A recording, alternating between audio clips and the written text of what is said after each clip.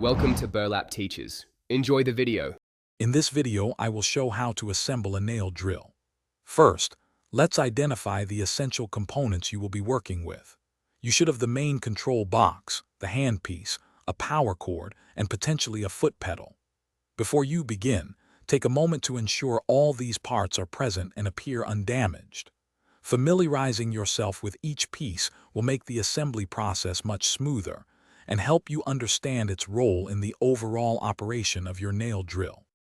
Next, we will connect the handpiece to the control box. Look for the specific port on the control box that is designed for the handpiece. It is often located on the front or side. Carefully align the connector on the handpiece with this port. Push the connector in firmly until you feel it click or seat securely. A proper connection is crucial for consistent power delivery and safe operation of your nail drill. Now, let's get your nail drill powered up and ready. Take the power cord and plug one end into the power input port on the control box. This port is usually clearly marked. Then, connect the other end of the power cord into a standard electrical outlet.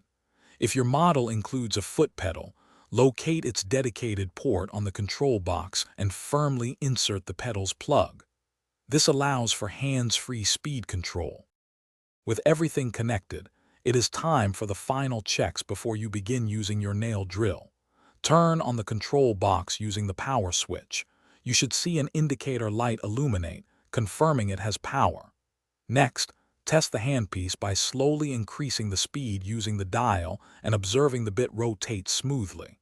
If you have a foot pedal, press it to ensure it controls the drill's speed as expected. Your nail drill is now ready for use. Thanks for watching. Consider subscribing if this video helped you.